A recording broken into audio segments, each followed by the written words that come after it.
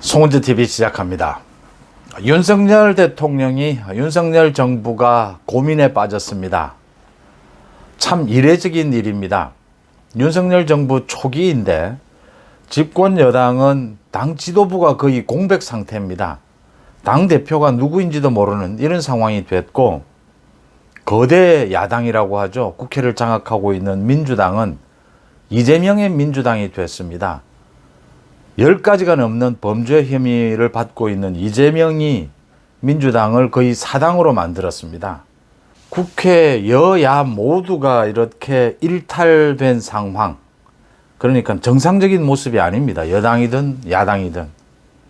윤석열 정부가 이 문제를 어떻게 헤쳐나가야 되느냐라는 게 가장 큰 고민거리가 됐습니다. 이재명은 어제 당선된 뒤에 요즘은 뭐 쓰지도 않는 영수회담을 제안을 했습니다. 윤석열 대통령과 만나서 민생 부분을 뭐 같이 협치를 할 수도 있다. 또 오늘은 뭐 문재인 전 대통령을 방문을 하겠다. 윤석열 정부는 이런 뭐 영수회담 뭐 이런 부분에 대해서 김원회 홍보수석이 축하드린다. 어려운 시기에 국민과 민생을 위해서 산적한 현안을 해결하는데 함께 협력해 나가길 기대한다. 뭐 이 정도 인사치레로 그쳤습니다. 이재명이 뭐 압도적으로 당 대표에 됐다라고 하지만 민주당을 완전히 방탄당, 자신의 사당으로 만들었습니다. 곁딸들을 앞세워서 당헌 80조도 고쳤죠. 당무위에서 이제, 그러니까 검찰에 의해서 기소가 되면 당직을 정지할 수 있는데, 이 당직이 정지되면 이게 뭐 정치 탄압이냐 아니냐라는 걸 가리는 것은 당무위에서 하기로 했습니다. 윤리위는 반 이재명이다. 당무위는 친 이재명이다. 그래서 자신의 방탄 조끼를 하나 더 입겠다. 국회의원이 된 이후에 당대표가 되면서 또 이런 당헌까지 고쳐서 거듭해서 방탄 조끼를 입겠다 이랬습니다. 이건 굉장히 어리석은 것으로 보입니다. 당헌 80조를 고치는 것은 민주적인 정당이기를 아예 포기하는 것이다. 또 현실적으로 이게 지금 이재명이 검찰에 기소가 되면 바로 당직이 정지되는 게 아니고 당헌 80조를 고치지 않아도 사무총장이 당직을 정지하겠다라고 해야 그 다음 이제 윤리위원회 가서 결정을 하는 부분인데, 이걸 윤리위에서 당무위로 바꾸겠다라고 하는 것은 당장 자신이 지금 임명할 사무총장이 당직 정지를 결정하지 않아도 되고, 그럴 뭐 이유가 있다면, 여론이 괜찮다면, 윤리위가 그렇게 무섭다면 당무위도 뭐 자신의 세력으로 다 심어놓겠다라고 하는데, 당무위도 그렇게 호락호락한 것이 아닌 게, 모든 정치는 여론에 따라 움직이지 않습니까? 이재명 자신이 기소되는 그 죄질에 따라서 결정될 문제입니다. 그런데 굳이 얼마나 불안했으면 이런 짓거리까지를 합니다. 그러니까 민주당이 개딸들에 의해서 점령이 되고 이재명의 방탄에 방탄을 거듭하는 민주당, 조금 심하게 이야기하면 민주정당이 아닌 거죠. 이제 정당의 모습이 아닌 겁니다. 이재명의 민주당이 됐다 이런 이야기들인데, 이재명이 뭐 당선되자 말자 최고위원들도 모두 고민정을 제외하고는 정청래가 뭐 제1 최고위원입니다. 이재명의 호위무사다. 나오는 대로 찌꺼리는 정청래가 고민정만이 유일하게 친 이재명이 아니다라고 하는데, 고민정은 자기가 무슨 말을 하는지도 잘 모르는 수준이지 않습니까? 이런 당을 만들어 놓고 지금 이재명이 처음으로 한 게 윤석열 대통령과의 영수회담, 뭐 요즘 영수회담이란 말 쓰지도 않는데 영수회담을 제안을 한 것은 뭐 어래 그렇습니다. 제대로 자격도 없는 야당의 대표가 뽑히면 대통령과 만나면 뭐 자신의 리더십이 인정이 됩니까? 이재명이 앞으로 어떤 길을 가게 될지는 뻔한데, 그러니까 윤석열 정부와 싸울 수 있는 한 싸우게 될 겁니다. 윤석열 정부를 방해할 수 있는 한 방해하게 될 겁니다. 그 길을 가기 전에 그래도 지금 자신의 흔들리는 입지라도 좀 세우고, 그래서 윤석열 대통령에게 뭐 협치 이야기를 하면서 만나자라고 하는데, 이건 지금 이재명은 사법 리스크라고 하죠. 그 부분을 앞두고 이재명이 민주당 협치를 하겠다, 윤석열 대통령을 만나겠다, 뭐 만날 수 있습니다.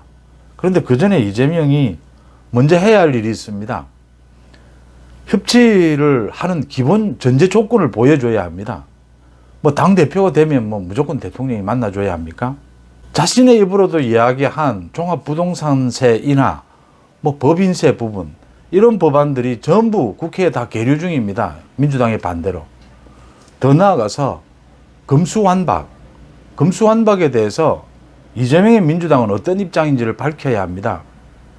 또 지금 민주당이 뭐 김건희 여사에 대해서 특검을 하겠다, 한동훈, 이상민에 대해서 탄핵하겠다, 입장부터 밝혀야 합니다. 그런 식으로 하는 야당과 대통령이 만나서 무슨 이야기를 합니까? 결론은 뭐 뻔합니다. 이재명에 대해서 검찰 수사가 이제 본격화될 거고, 그러면 이재명은 뭐 죽기 살기로 맞아 죽으나 굶어 죽으나 그냥 뭐 민주당을 앞세워서 자신이 살 길만 찾는 그런 야당이 되고 말 것이고, 뭐 그건 어쩔 수 없는 현실입니다. 이런 이재명과 윤석열 대통령이, 윤석열 정부가 무슨 기대를 할 수 있겠느냐라고 하는 겁니다. 기대할 것이 하나도 없다라고 하는 겁니다. 그 다음이 여당 부분입니다. 어제 저도 송은재 TV를 통해서 말씀을 드렸습니다. 권성동이 사퇴하는 것이 가장 지금 여당의 지도부 체제, 이 갈등을 푸는 가장 첫 걸음이다 라고 말씀을 드렸고, 그 이후에 어제 저녁부터는 대통령실 고위관계자라는 이름으로 뭐 실장이나 수석들입니다. 이름으로 이제 많은 언론에 기사가 나오고 있습니다. 윤심도 뭐 직접적으로 말하지는 않지만 대통령실의 입장은 결국 순리대로 한다면 권성동 대표가 책임을 지고 사퇴하는 것이 순리가 아니겠느냐라는 이야기들이 나오고 있습니다.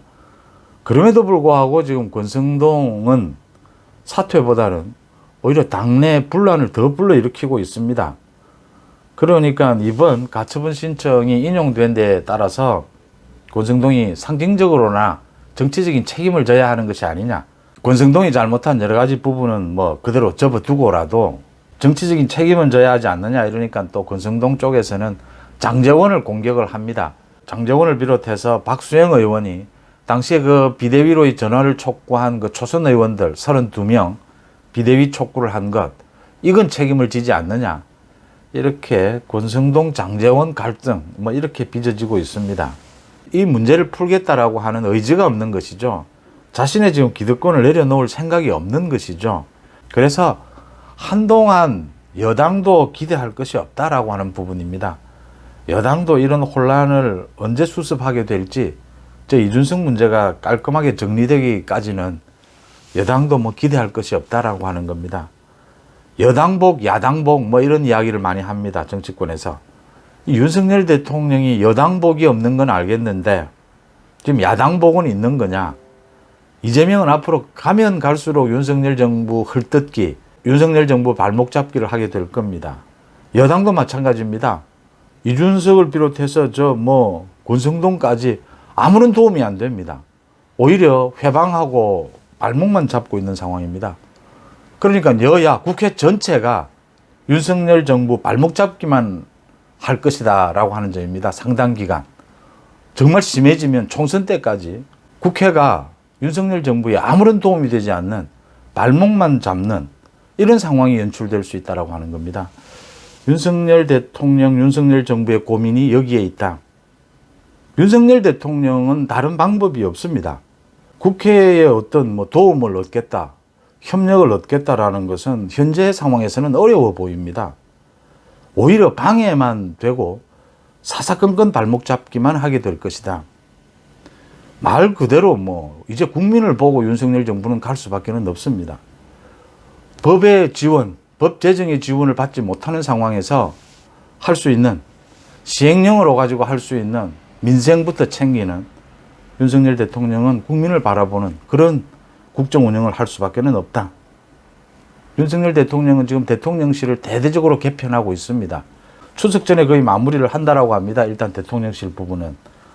그런 식으로 윤석열 정부 스스로 할 수 있는 일 부분을 찾아서 국정 운영을 해갈 수밖에 없다. 여당과 야당 부분은 어떻느냐.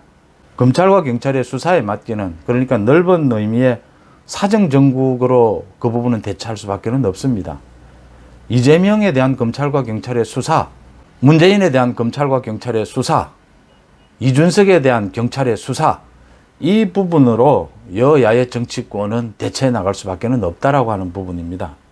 지금 윤석열 대통령이 정치권, 여당도 일정한 거리를 두고 윤석열 대통령이 간접적으로나마 희망하는 사항, 여당은 어땠으면 좋겠다, 야당 협치를 어떻게 했으면 좋겠다 라는 것을 거리를 좀 두지만 간접적으로는 뜻을 피력을 했는데 전혀 윤석열 대통령, 윤석열 정부가 원하는 대로 여야가 가고 있지 않습니다.